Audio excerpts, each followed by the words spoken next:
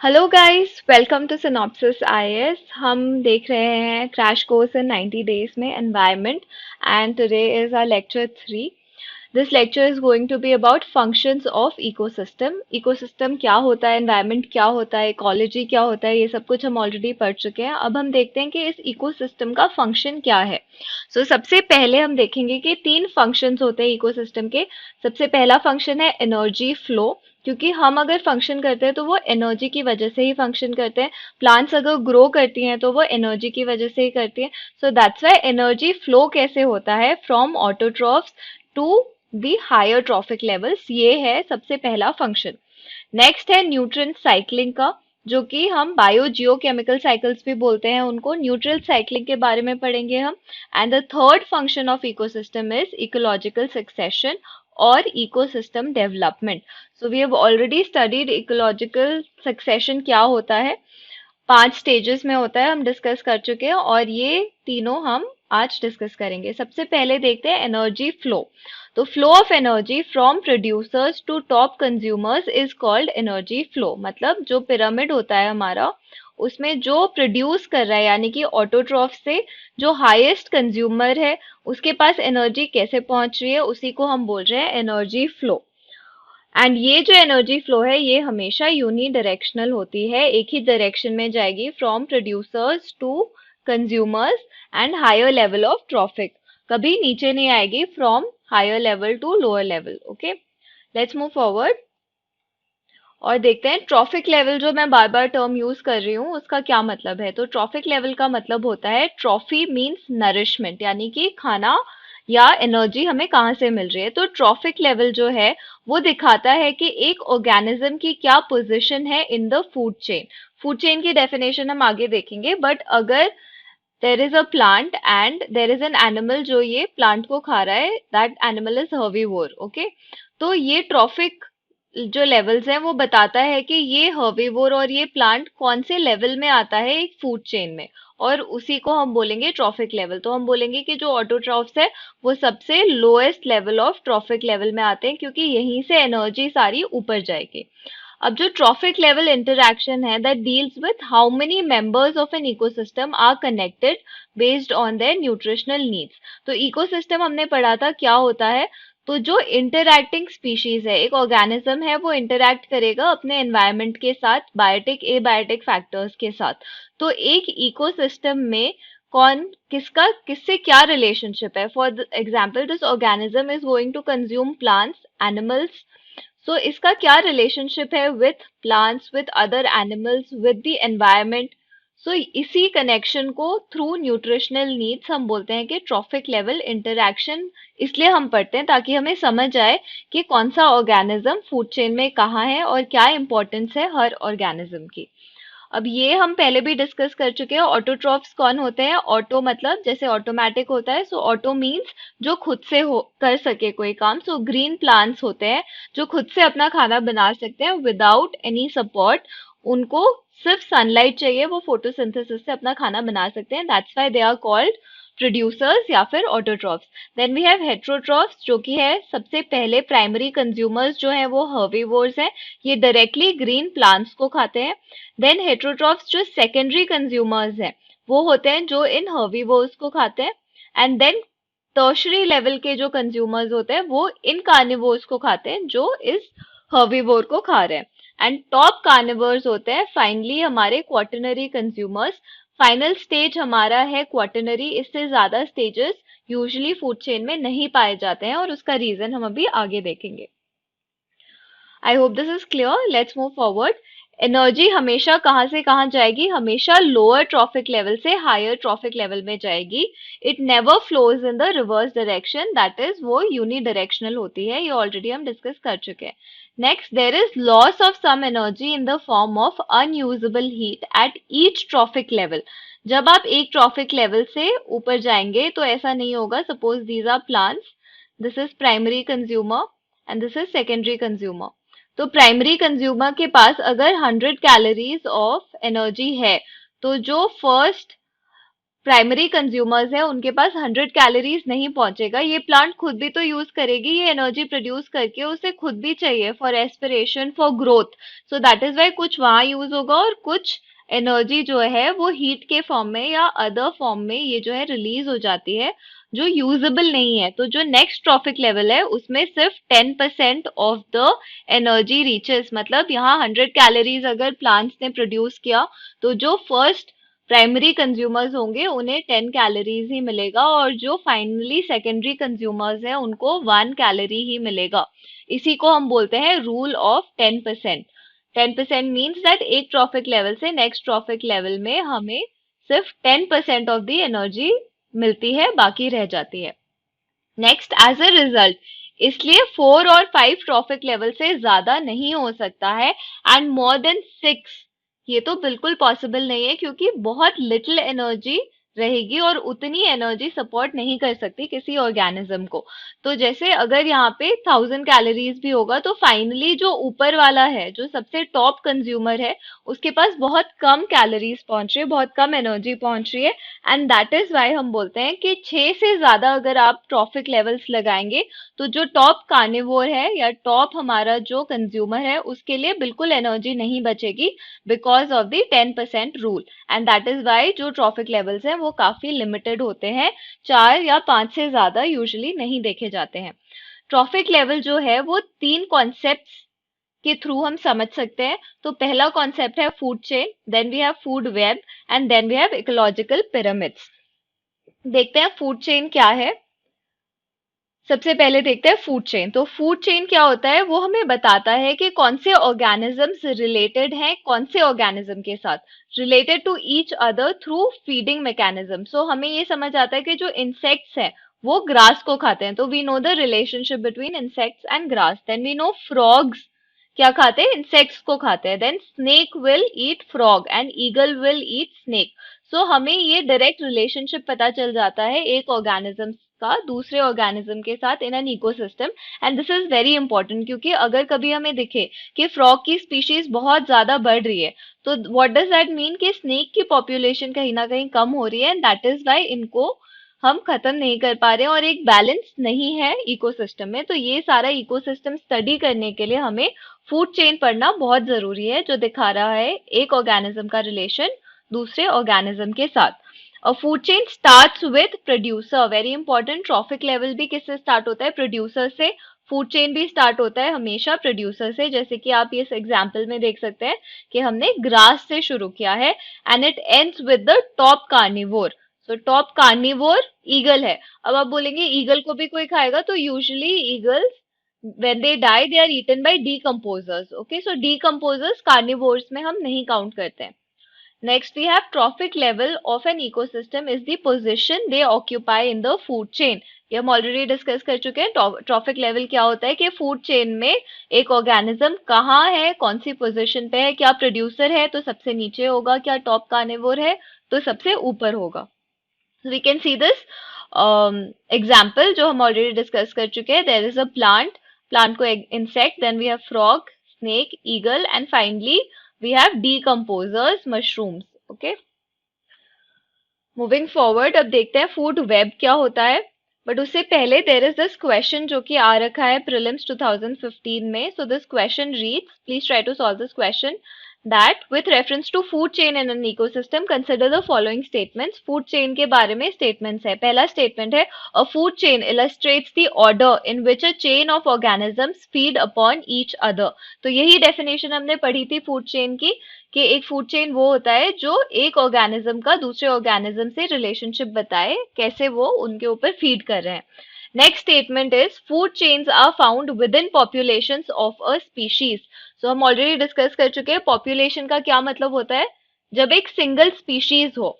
तो ये स्टेटमेंट बोल रहा है कि फूड चेन में हम एक पॉपुलेशन को दिखाते हैं, विच इज इनकरेक्ट, क्योंकि अभी हमने देखा था we have grass, frog, then we have snake, and then we have eagle. तो ये सारे अलग अलग स्पीशीज को बिलोंग करते हैं, एक पॉपुलेशन को नहीं बिलोंग करते हैं। So the statement 2 is incorrect. Next, we have a food chain illustrates the number of each organism which are eaten by each other. ये बता रहे हैं कि फूड चेन में हम ये भी लिखते हैं कि कितने ऑर्गेनिजम्स को खाया एक ने. क्या हमने अपने पिछले एग्जाम्पल में देखा था कि इतने ग्रास हॉपर्स हैं, 2 ग्रास हॉपर्स हैं, 4 फ्रॉग्स हैं? तो नहीं, हमने कोई नंबरिंग नहीं की थी. हम इन शॉर्ट बस रिलेशनशिप दिखाते हैं फूड चेन में. सो that's Y number is not given. यहाँ पे लिखा हुआ है ऑप्शन में that it illustrates the number but it does not show us the number. That is why option 3 is also incorrect and the answer is 1 only. Okay, so you can understand कि UPSC wants to test your conceptual clarity which is very important. Next देखते हैं types of food chain. तो सबसे पहले है grazing food chain. नाम से ही समझ आ रहा है ग्रेजिंग मतलब जो टेरेस्ट्रियल इकोसिस्टम है उसके बारे में हम बात करेंगे. तो ये जो ग्रेजिंग फूड चेन होता है उसमें एट द बेस क्या होते हैं? Green plants. And grass is eaten by some insect, for example caterpillar, and then they will be eaten by higher जो हमारे हेट्रोट्रॉप्स है वो. अब नेक्स्ट है इक्वेटिक इकोसिस्टम. ये भी ग्रेजिंग फूड चेन में आता है. इनके बेस में क्या होंगे? फाइटोप्लैंक्टन्स. फाइटोप्लैंक्टन्स क्या होते हैं? जो बिल्कुल ही स्मॉल ऑर्गेनिजम्स होते हैं जो कि वाटर में पाए जाते हैं, इनको फिशेस खाती हैं. So those are called phytoplanktons. They are eaten by zooplankton which are eaten by fishes and fishes are then eaten by pelicans. So these kind of chains are called grazing food chain. और देखते हैं और कौन से type के food chains होते हैं. So after grazing food chain, example भी दिया हुआ है ग्रेजिंग फूड चेन का जो अभी हमने डिस्कस किया था. देन वी हैव सैप्रोफाइटिक, डेट्रिटिस या फिर डीकम्पोजर वाला फूड चेन. ये भी हमने कल पढ़ा था कि डीकम्पोजर्स क्या होते हैं, डेट्रिटिस क्या होते हैं. ओके, एंड हमने एक क्वेश्चन भी देखा था कि which of the following in a food chain are decomposers, और उसमें लिखा हुआ था वायरस, फंगाई एंड बैक्टीरिया. और हमने डिस्कस किया था कि वायरस डीकम्पोजर्स में नहीं आते. ओके, सो ये जो फूड चेन है वो कहाँ से स्टार्ट होती है? They start from dead organic matter, क्योंकि जो डीकम्पोजर्स है वो ये डेड ऑर्गेनिक मैटर को खाते हैं. डीकेइंग एनिमल्स और जो बॉडी प्लांट की बॉडीज होती है उनको कंज्यूम करते हैं micro organisms. Dead organic matter और डेट्रिटिस फीडिंग ऑर्गेनिजम्स आर कॉल्ड डेट्रिवोर्स और डीकम्पोजर्स. जो डेड बॉडीज को खाते हैं, ऑर्गेनिक मैटर को प्रोसेस करते हैं इनऑर्गेनिक में, उन्हीं को हम बोलते हैं डीकम्पोजर्स. तो ये दो टाइप के हमारे फूड चेन्स है.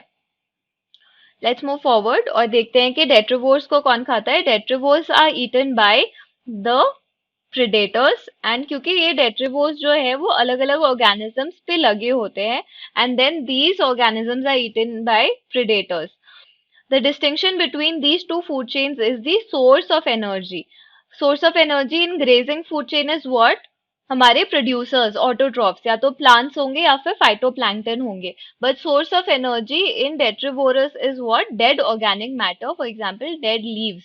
Okay, a detritivore will eat it and then that is eaten by their predators. The initial energy source of detritus is waste material या फिर dead organic matter, जो कि ग्रेजिंग फूड चेन में ऐसा नहीं होता है. आगे देखते हैं फूड वेब क्या होता है. तो food web, but last we have to discuss this point also. As against this terrestrial ecosystem, a much larger fraction of energy flows through detritus food chain rather than grazing food chain. तो जो terrestrial ecosystem है हमारा, यानी कि जो land में है, एक तो हमारा टेरेस्ट्रियल इकोसिस्टम है और एक हमारा एक्वेटिक इकोसिस्टम है जो कि पानी वाला इकोसिस्टम है, एंड दिस इज लैंड वाला इकोसिस्टम. ओके, सो जो टेरेस्ट्रियल इकोसिस्टम है वहां पे लार्ज एनर्जी कहाँ से फ्लो करती है? तो डेट्रिटस फूड चेन में एनर्जी ज्यादा है कंपेयर टू हमारा जो ग्रेजिंग फूड चेन है. But in case of aquatic what happens? Grazing में ज्यादा एनर्जी है compare to detritus. Why? Because जो एक्वेटिक एनवायरमेंट है वहां पे डेट्रिटस की एक्टिविटीज, डीकम्पोजर्स की एक्टिविटीज इतनी ज्यादा अच्छे से नहीं हो पाती है जितनी टेरेस्ट्रियल एरियाज में होती है. Okay, this is a very important point. और काफी सारे आपने क्वेश्चंस देखे होंगे जो यही वाला कॉन्सेप्ट पूछता है कि जो एनर्जी फ्लो है that is more in detritus food chain in aquatic, ऐसे बोल देंगे तो दैट इज नॉट करेक्ट. कहाँ पे ज्यादा है? इन टेरेस्ट्रियल इकोसिस्टम डेट्रिटस में एनर्जी फ्लो ज्यादा है और ग्रेजिंग में कम है. ओके, लेट्स सी अब फूड वेब. फूड वेब क्या होता है? अ food chain represents only one part of the food, और एक सिंपल आइसोलेटेड रिलेशनशिप होता है जो कि हमने अभी तक फूड चेन देखा. बहुत सिंपली देखा, एक ऑटोट्रॉफ लिया, एक प्राइमरी कंज्यूमर लिया, देन एक सेकेंडरी कंज्यूमर लिया, तो दिस इज सिंगल वन बहुत ही सिंप्लीफाइड वर्जन है, बट जो हम एक्चुअल में इकोसिस्टम में देखते हैं वो इतना सिंपल नहीं होता है, क्योंकि एक ऑर्गेनिज्म काफी और ऑर्गेनिजम्स को भी खा सकता है. For example this grass can be eaten by a lot of other animals also, and this one animal for example frog है या इंसेक्ट है, इंसेक्ट को काफी सारे और एनिमल्स भी खाते हैं. तो एक वेब बन जाता है इकोसिस्टम में, कभी भी सिर्फ एक फूड चेन नहीं होता है. An ecosystem consist of several interrelated food chains, और इसी को हम बोलते हैं a food web. Interrelated food chains को बोला जाता है food web. A food web provides more than one alternative of food, क्योंकि एक जो ऑर्गेनिज्म है वो काफी सारे डिफरेंट टाइप्स ऑफ फूड्स को कंज्यूम कर सकता है, and it increases their chance of survival. Because just imagine if one organism, उसके पास एक ही खाना हो, तो बहुत ज्यादा डिपेंडेंट हो जाएंगे ये एक दूसरे पे. But if they have more sources of food, then इनकी सर्वाइवल चांसेस काफी हाई होते हैं. Food availability and preferences of food organisms may also shift seasonally. Okay, moving forward, this is an example of food web, जहाँ पे हम देखते हैं कि काफी सारे जो एनिमल्स हैं वो आपस में इंटर रिलेटेड है और एक सिंपल फूड चेन नहीं है. अब देखते हैं हम इकोलॉजिकल पिरामिड्स, बहुत इंपॉर्टेंट है ये भी. तो पिरामिड्स हम बहुत टाइम से पढ़ रहे हैं, ट्रॉफिक लेवल हमने पढ़ रहे हैं, फूड चेन हमें समझ आ गया है, तो अब पिरामिड्स के बारे में पढ़ेंगे. The steps of trophic level expressed in diagrammatic way are referred to as ecological pyramid. तो जो हमने ये बनाया था ट्राइंगल, तो हम बोलते हैं कि यहाँ पे प्रोड्यूसर्स हैं, यहाँ पे प्राइमरी कंज्यूमर्स हैं, यहाँ पे सेकेंडरी कंज्यूमर्स हैं. तो जो ये लेवल्स हैं ये होते हैं ट्रॉफिक्स, और जो ये लेवल्स को हमने एक ट्रायंगल में रिप्रेजेंट किया है इसको हम बोलते हैं पिरामिड. ओके, हर पिरामिड हमें क्या रिप्रेजेंट करता है? Length of each trophic level tells us कि कितने नंबर्स हैं. Okay, tells us the number. So अगर इतना लंबा है तो इट मीन्स कि इतने सारे प्रोड्यूसर्स हैं. नेक्स्ट वाले में अगर इतना ही है तो it tells us the number of primary consumers. तो length represents number of consumers. Moving forward, तीन टाइप के पिरामिड्स होते हैं. तो पहला जो टाइप है उसको बोलते हैं पिरामिड ऑफ नंबर्स. तो नाम से पता चल रहा है कि हम नंबर्स को रिप्रेजेंट करेंगे. It is a graphical representation of total number of individuals of different species belonging to each trophic level. तो अब हम देखेंगे प्राइमरी प्रोड्यूसर्स जो है वो काफी ज्यादा होते हैं, पेड़ पौधे grass everything is a lot. अगर हम जाते हैं प्राइमरी कंज्यूमर्स पे तो वो थोड़े कम होते हैं. सेकेंडरी कंज्यूमर्स में जाएंगे तो वो और कम होती है उनकी पॉपुलेशन, और टर्शियरी कंज्यूमर्स की सबसे ज्यादा कम होती है पॉपुलेशन. ये है टेरेस्ट्रियल इकोसिस्टम का केस. तो ये जो पिरामिड हो गया ये हो गया अपराइट. अपराइट पिरामिड कौन सा होता है? जो स्ट्रेट हो. और इन्वर्टेड पिरामिड कौन सा होगा? जो ऐसे उल्टा हो. This is inverted and this is upright. Okay, तो ये आप देख सकते हैं कि अगर आप इससे पिरामिड बनाएंगे तो ये एक अपराइट पिरामिड होगा. तो देखते हैं, सबसे पहले हम देखेंगे पिरामिड ऑफ नंबर्स जो कि अपराइट है. तो कौन सा होता है ये? द नंबर ऑफ इंडिविजुअल्स जो अगर डिक्रीज होते जाएं तो फिर क्या होगा? लोअर लेवल और हायर लेवल में अगर नंबर्स डिक्रीज होते जाएं तो एक हमारा अपराइट बनेगा. This type is seen in grassland ecosystem. जो हमारे टेरेस्ट्रियल इकोसिस्टम है उसमें यूजुअली हमारे पास यही होता है. और आपको क्या इमेजिन करना है? वही ग्रासेस इमेजिन करना है. बहुत सारा ग्रास होगा, बट खाने वाला, suppose a cow is feeding on grazing on this grass, तो काउ की पॉपुलेशन ग्रास के पॉपुलेशन से कम होगी, right? And then we have इस काउ को खाने वाले then herbivores will be there, for example tigers, so they will be very less compared to cows. Okay, so that is how it works कि एक upright pyramid बनेगा हमारा. अब देखते हैं पिरामिड ऑफ नंबर्स इन्वर्टेड. तो जो इन्वर्टेड होता है उसमें क्या होगा कि जब हम नीचे से ऊपर जाएंगे तो नंबर ऑफ जो ट्रॉफिक लेवल्स में है कंज्यूमर्स वो ज्यादा होंगे और प्रोड्यूसर्स कम होंगे. इसका क्या एग्जांपल है? अगर आप यहाँ पे एक ट्री इमेजिन करो, तो ट्री हमारा प्रोड्यूसर है इसलिए सबसे नीचे वाले लेवल में आएगा. अब ट्री के ऊपर रहने वाले और फीड करने वाले इंसेक्ट्स, बर्ड्स, इनको आप अगर काउंट करोगे तो दे विल बी मोर, तो दे विल इंक्रीज. तो इसको हम बोलेंगे इन्वर्टेड पिरामिड ऑफ नंबर्स. और पिरामिड ऑफ नंबर्स हम ज्यादा यूज नहीं करते क्योंकि it is very difficult to count all organisms. How will you count so many organisms? And that is why pyramid of numbers is usually not used to understand trophic structure of an ecosystem. क्योंकि एक disadvantage है ये बहुत बड़ा कि आपको सारे ही लोगों को काउंट करना पड़ेगा। तो ये आपके पास एग्जाम्पल है पिरामिड ऑफ नंबर्स का, जो कि है ग्रासलैंड्स में। And then we have example of pyramid of numbers, जो कि है ट्री वाला ecosystem. Then we have pyramid of biomass. पहला हमने पढ़ा pyramid of numbers, second we have pyramid of biomass. Biomass का क्या मतलब होता है, कितना ड्राई वेट है एक ऑर्गेनिज्म में, दैट इज कॉल्ड बायोमास। उसको हम मेजर करते हैं इन ग्राम्स पर मीटर स्क्वायर। तो एक एरिया है, सपोज इतना एरिया है जो इस ऑर्गेनिज्म ने ऑक्यूपाई कर रखा है, एंड इस एरिया में उसमें कितना ड्राई वेट है उसी को हम बोलेंगे ग्राम पर मीटर स्क्वायर। कभी कभी ये वॉल्यूम में भी कैलकुलेट होता है, तो ग्राम पर मीटर क्यूब भी होता है ये। सो dry weight of all organisms in each trophic level is called biomass. Each trophic level has a certain mass of living material, जिसको हम बोलेंगे standing crop. So what is standing crop, very important definition. तो जो हमारा trophic level है, suppose producer वाला है, तो जितने प्रोड्यूसर्स हैं वो इस इकोसिस्टम में मिलके इनका ड्राई वेट कितना है, ओके, ड्राई वेट को हम बोलेंगे कि ये इनका बायोमास है। और एक जो बायोमास है वो सर्टेन हमें पता है कि इतना ही होता है इस ट्रॉफिक लेवल का, and that is called standing crop. Each trophic level has a certain mass at a particular time, और उस पर्टिकुलर टाइम में इस ट्रॉफिक लेवल का जो भी मास है उसको हम बोलेंगे standing crop. Okay, standing crop is measured as the mass of all living organisms of a given environment at a given time. Time पे क्योंकि वो तो इंक्रीज होता रहेगा, आज आपने मेजर किया तो हो सकता है कि कुछ और आए, और कल आप करोगे तो कुछ और आए। तो एट अ गिवन टाइम जितना भी मास है एक ट्रॉफिक लेवल का, उसको हमने बोला स्टैंडिंग क्रॉप। आगे देखते हैं।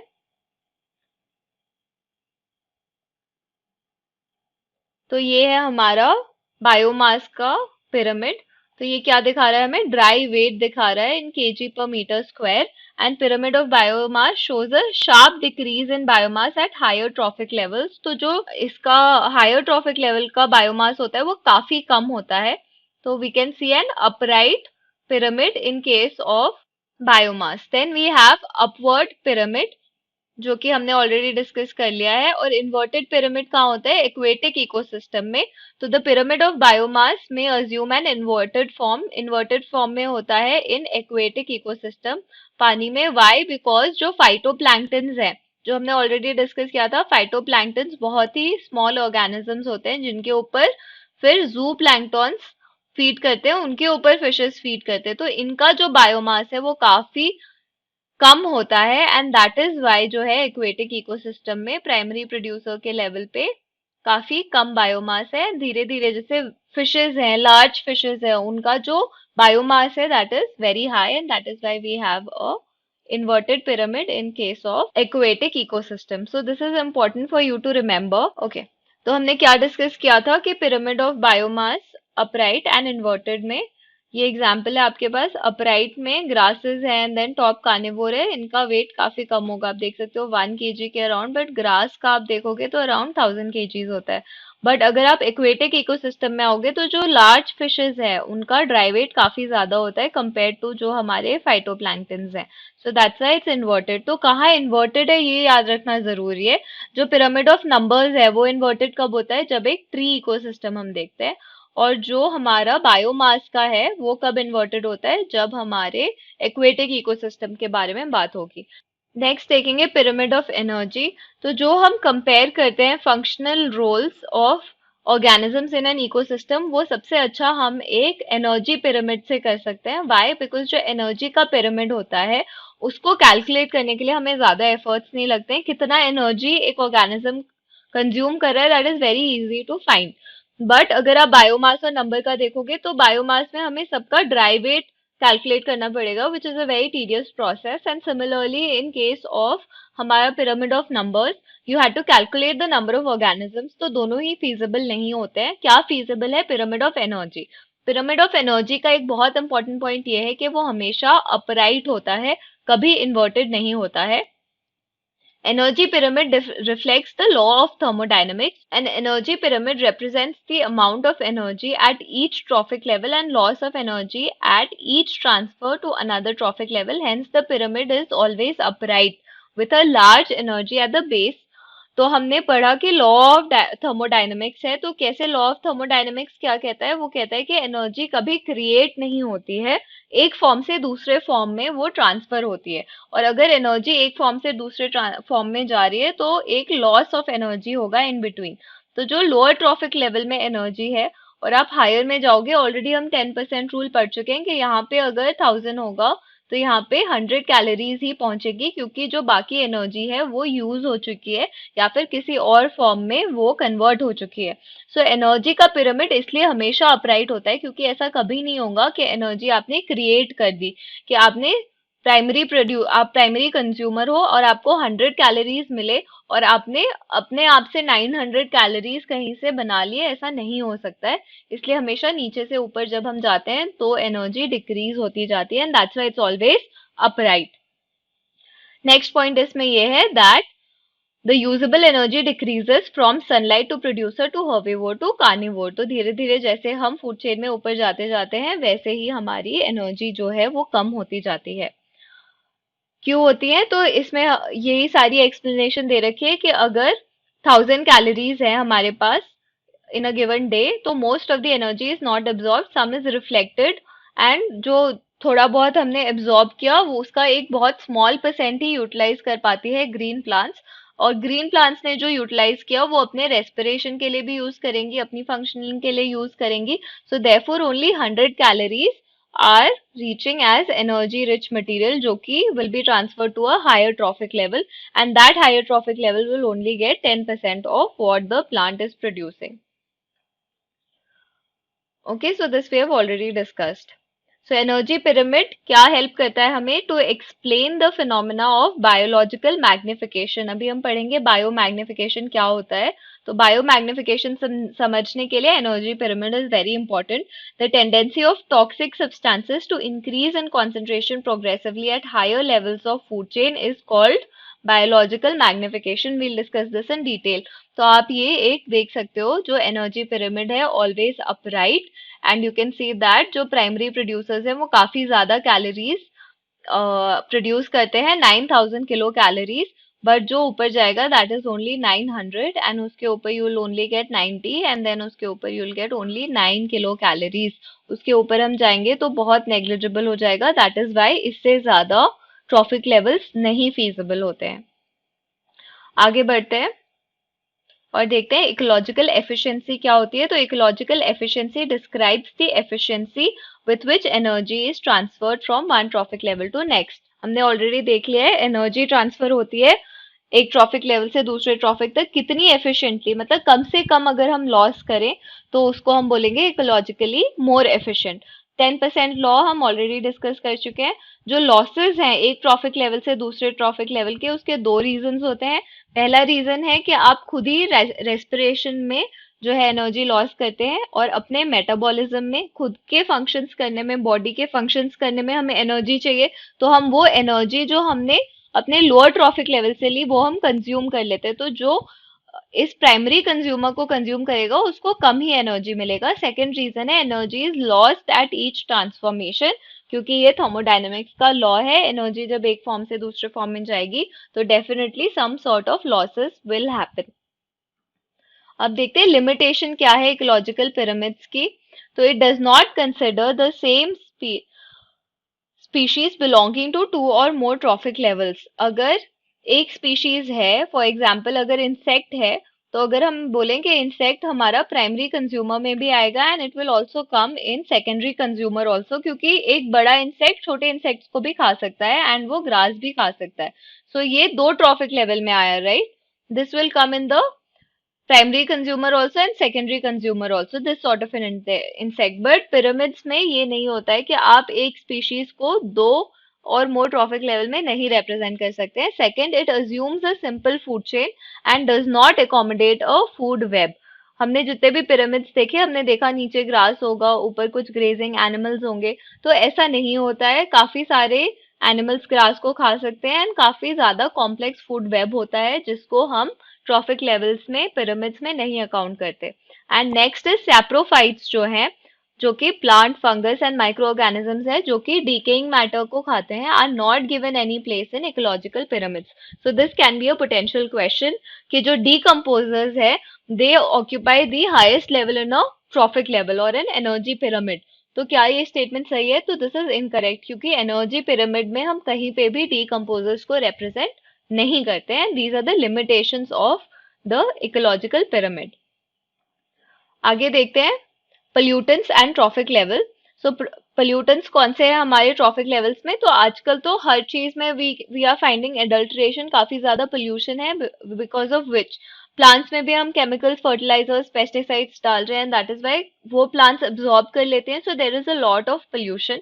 पोल्यूटेंट्स स्पेशली जो नॉन डिग्रेडेबल है वो एक ट्रॉफिक लेवल से दूसरे ट्रॉफिक लेवल में मूव कर सकते हैं. ओके, सो दैट्स वाई हमें रिलेशनशिप पढ़ना पड़ेगा कि कैसे मूव करते हैं ये एक ट्रॉफिक लेवल से दूसरे ट्रॉफिक लेवल पे.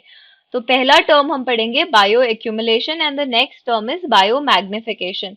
कुछ कंफ्यूजन रहता है बच्चों को on what is the difference between these two, तो आज क्लियर कर लेंगे उसको. बायो एक्यूमुलेशन क्या होता है कि एक स्पीशीज है, suppose this is a human species, और ह्यूमन स्पीशीज में हमने फिश खाया, हमने प्लांट्स खाए, जब हमने बहुत सारी चीजें कंज्यूम की तो इनके अंदर जो ऑलरेडी पेस्टिसाइड्स, केमिकल्स, जो भी था पोल्यूटेंट्स, वो हमारे अंदर आ जाता है और कुछ अमाउंट आ जाता है थोड़ा सा. फिर जब हम नेक्स्ट टाइम और कंज्यूम करेंगे तो वो और आ जाएगा, फिर और आ जाएगा. तो ह्यूमंस में जब ये एक्यूमुलेट हो रहा है, एक ही स्पीशीज की जब हम बात कर रहे हैं और इनमें एक्यूमुलेट होता जा रहा है, उसको हम बोलेंगे बायो एक्यूमुलेशन. पर बायो मैग्निफिकेशन क्या होता है? बायो मैग्निफिकेशन में हम एक फूड चेन देखते हैं, एक स्पीशीज नहीं देखते हैं. हम देखेंगे कि प्लांट्स है, वहां पे हमने फर्टिलाइजर्स, पेस्टिसाइड्स डाले, तो यहाँ पे इतना अमाउंट ऑफ पोल्यूटेंट्स है. एंड नेक्स्ट हमने देखा कि देर इज एन इंसेक्ट, और इंसेक्ट ने इसको कंज्यूम किया तो इसमें थोड़ा ज्यादा हो जाएगा, क्योंकि थोड़ा सा ही इसका जो बायोमास है ये तो कम होगा, एंड इसके पास जो ये पेस्टिसाइड है वो इसके पास चला जाएगा और एनर्जी कम जाएगी. हमने ऑलरेडी पढ़ा था 10% ही एनर्जी जाएगी, उस 10% पे इतना सारा हमारे पास जो है वो पोल्यूटेंट चला जाएगा. तो यहाँ पे अगर इतना सा पोल्यूटेंट है, यहाँ पे ये मैग्नीफाई हो जाता है. फिर इंसेक्ट से अगर वो फ्रॉग के पास गया तो इसमें इतना ज्यादा पेस्टिसाइड पहुंचेगा, और उसके बाद अगर इसको ईगल ने खाया तो in that case what will happen is के बहुत ही ज्यादा बढ़ जाएगा हायर ट्रॉफिक लेवल्स में. और इस कंसेप्ट को हम बोलते हैं बायो मैग्निफिकेशन, मतलब मैग्निफिकेशन ग्लास. तो ये एक हम फूड चेन के लिए देखते हैं. तो देखते हैं डेफिनेशन बायो एक्यूमुलेशन का. How pollutants enter a food chain. There is an increase in concentration of pollutants from environment to the first organism in the food chain. It is a gradual accumulation of pollutants, chemicals और other substances in an organism. तो आप जितना ज्यादा बाहर की चीजें consume करते जाएंगे उतना ज्यादा आपके अंदर accumulation बढ़ता जाएगा pollutants का, और उसी को हम बोलेंगे bio accumulation. आगे देखते हैं. Next, bioaccumulation occurs when the rate of loss of substance from the body of an organism through breakdown of molecules or excretion is lower than the rate of accumulation. तो बहुत ही simple concept है. जितना आप, अगर आपने pollutants लिया, आपके पास इतना अमाउंट ऑफ पोल्यूटेंट्स एक्यूमुलेट हो गया है, और आप कितना एक्सक्रीट कर रहे हैं इस पोल्यूटेंट को, या कितना इसको प्रोसेस कर पा रहे हैं, अगर उससे, अगर सपोज आपने इतना ही एक्सक्रीट किया तो आपके पास कितना बच जाएगा? काफी सारा बच जाएगा. और अगर आपका ये एक्सक्रीशन का जो लिमिट है वो लेस है देन योर एक्यूमुलेशन लिमिट, देन आपके अंदर बायो एक्यूमुलेशन हो जाएगा. नेक्स्ट कॉन्सेप्ट है biomagnification. So this is the tendency of pollutants to concentrate as they move from one trophic level to the next trophic level. तो इसलिए हम इसमें ट्रॉफिक लेवल्स देखते हैं. एट ईच ट्रॉफिक लेवल क्या होता है? There is an increase in concentration, और उसी को हमने बोला कि मैग्नीफाई हो जाता है.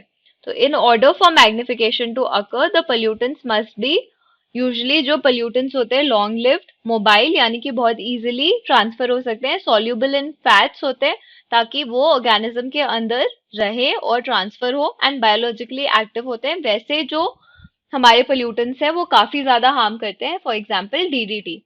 So they can give you a question like the kind of pollutants which can cause biomagnification are insoluble in fats. So क्या होगा? This is incorrect because they dissolve in fats. क्योंकि अगर डिसॉल्व हो जाएंगे तो बहुत टाइम तक हम इसको रिटेन कर सकते हैं, they are retain for a long time. Hence it is traditional to measure the amount of pollutants in fatty tissues. हमारा जब भी टेस्ट होता है कि कुछ आपके अंदर अगर फूड पॉइजनिंग होगी तो हम फैटी टिश्यूज में देखते हैं कि कितना ज्यादा पोल्यूटेंट है। फिशेस में भी हम इसी तरीके से देखते हैं। तो ये एक एग्जाम्पल है देखने का कि कैसे बायो एक्यूमुलेशन होता है। तो अगर बायो एक्यूमुलेशन की बात करें तो हम एक पर्टिकुलर ऑर्गेनिज्म की बात करेंगे, और बायो मैग्निफिकेशन देखें तो हम पूरे फूड चेन के बारे में बात करेंगे।